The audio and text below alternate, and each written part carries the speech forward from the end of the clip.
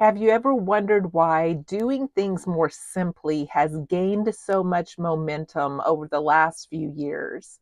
It's because it can not only make our lives so much less stressful, but it can also streamline a lot of things that we were putting a lot of time and energy and money into. I like to do things as easy as possible. So in this video, I'm going to share some things that I do with you around my home to save money, to save time, to be as self-sustainable as I possibly can. And I feel like I'm being productive in the process, but they're super easy. So let's get started.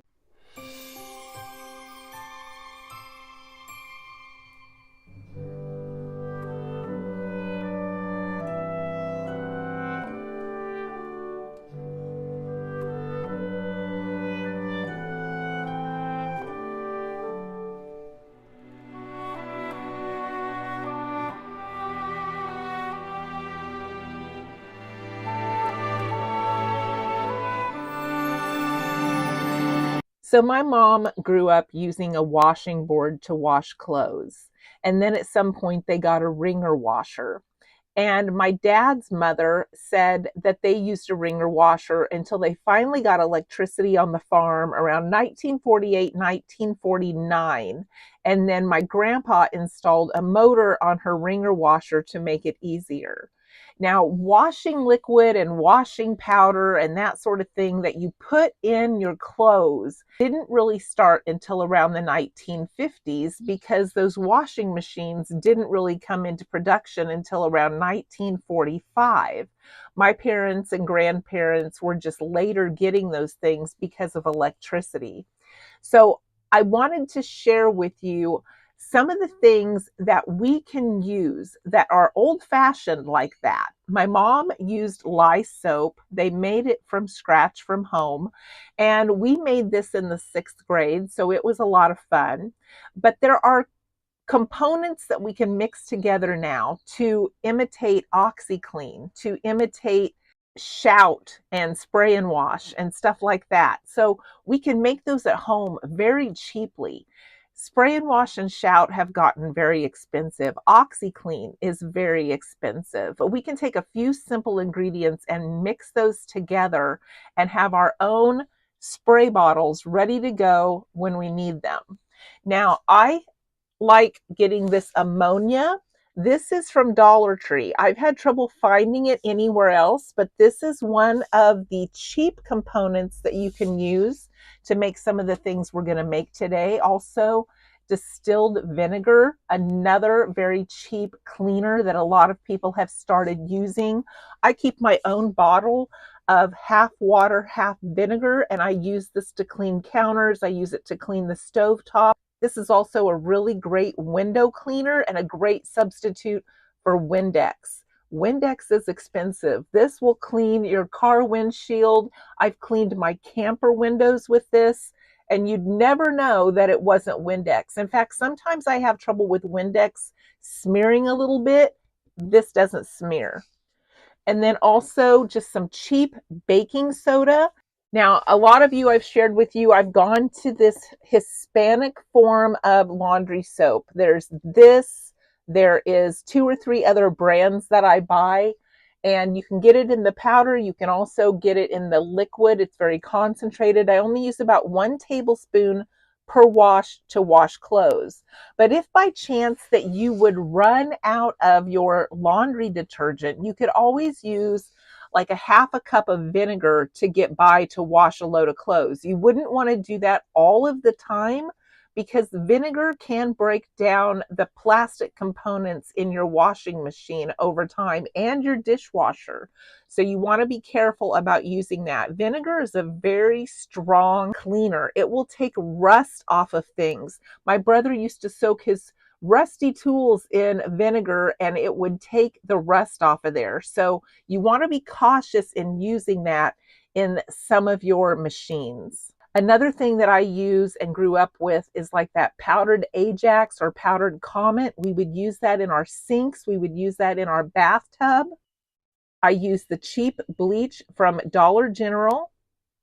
And of course, there are some toxic components that you never want to mix together. You never want to mix ammonia and bleach, or ammonia and anything that has bleach in it. Like if your laundry detergent would have bleach in it, you wouldn't want to mix those in a spray bottle.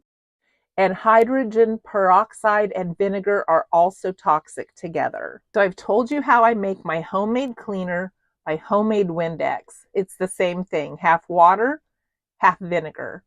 But today I'm going to tell you how to make like homemade Shout. And you can just buy like a spray bottle at Dollar General or Dollar Tree, or you can rinse one out really well if you have one that you've used. Like I have an old one here that I'm just reusing.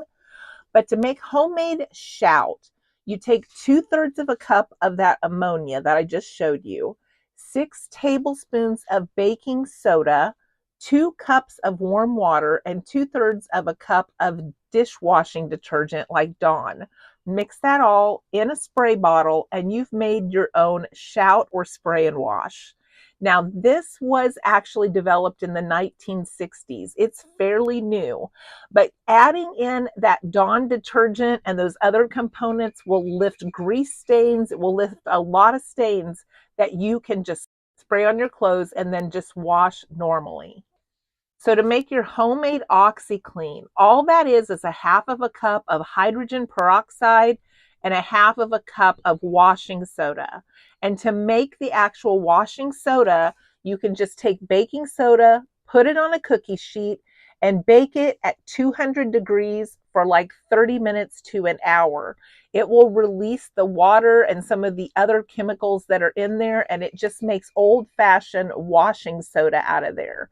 Any of these recipes that I'm giving you for cleaning, washing soda will actually work better than baking soda, but you can substitute the baking soda if you don't want to spend the time baking it in your oven to mix it. But then you can soak your items in that OxyClean to get your stains out. And you can just mix it up as you need it. Another thing that you can soak your stains in to remove them is like a tablespoon of ammonia and a half of a cup of water, and then soak your items in there to lift stains. Now, I've never been super great with stains, so this is something that I can actually manage to do better with.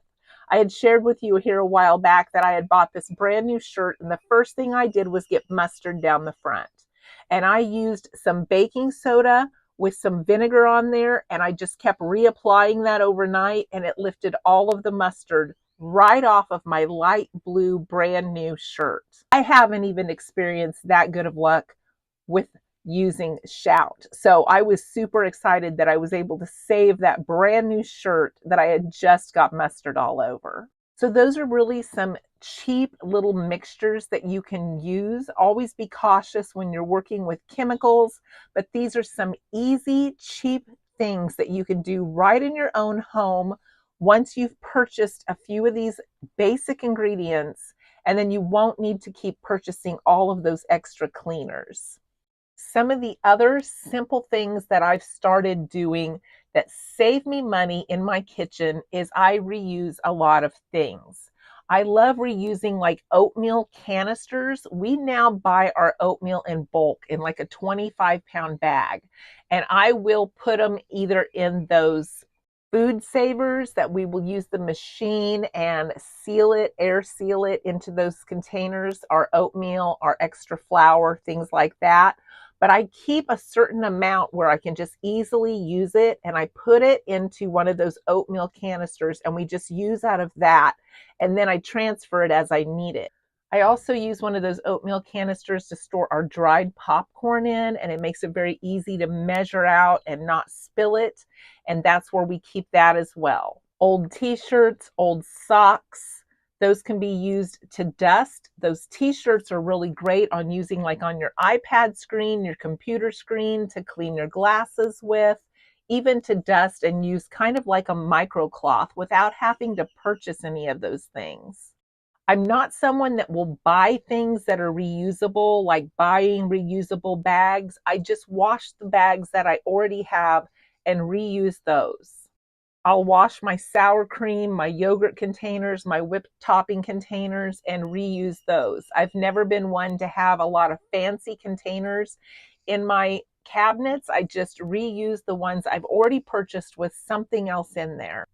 And that way, when it's time at holidays to send people home leftovers, I don't care if the containers come back because I didn't spend any money on them. I don't like to use plastic wrap or tin foil. I will just flip a cookie sheet over what I made to use as tin foil. Sometimes I'll even do that when I'm baking something. Just flip that cookie sheet over and put it right into the oven that way. I also like to put saucers or plates over the tops of things and put them in the fridge if I don't have a lid, because I don't want to have to use plastic wrap or tin foil. Even though if I do use them, I will try to reuse them, but I usually just try to use something that's easily washed in my sink instead.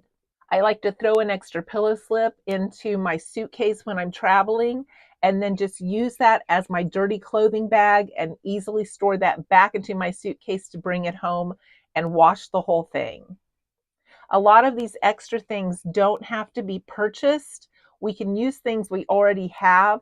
It's just they design so many things for that purpose that they sell that sometimes we get like a roadblock and we don't see that we can use a pillow slip rather than buying a dirty clothes bag to travel.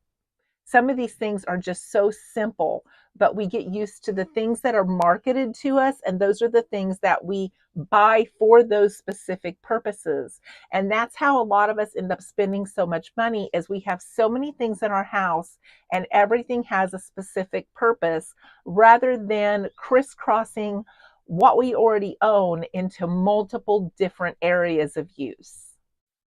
I also do a lot of shortcuts to simplify my clothing. I wear a lot of black, but I mainly wear a lot of like black shorts, black slacks, things that I can mix match different colored tops to, and no one will know that I'm wearing the same pants or the same shorts.